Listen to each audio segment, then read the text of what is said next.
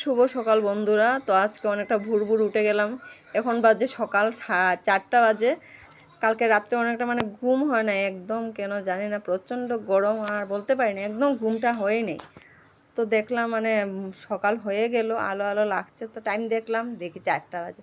তো 4টার সময় একটু বেরিয়ে তো চললাম, মেয়েকে বললাম চলো আমি আর তুমি একটু হেঁটে আসি বাবা। তো বললো চলো।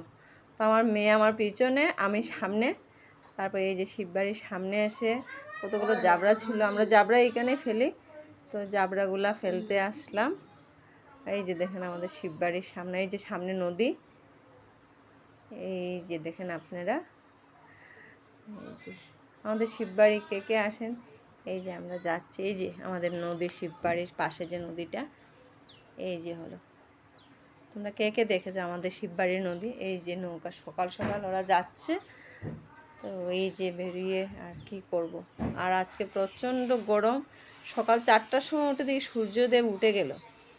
আর কি বলবো, একদম আলো 4টার সময়, ভোর 3:30টার সময় পুরো আলো আলো লাগে, কিন্তু 4টার সময় বেরোলাম, ভাবছি না আর ভাল লাগে না, ঘুম আসে না, কী করবো বলো তো, কেন জানি না কালকে যে কী হলো। তারপরে এই যে এটা হলো আমাদের শিববাড়ির সামনাটা, এই যে দেখো, এই যে আমাদের শিব মন্দির, এটা এই যে শিব মন্দিরের চারপাশ।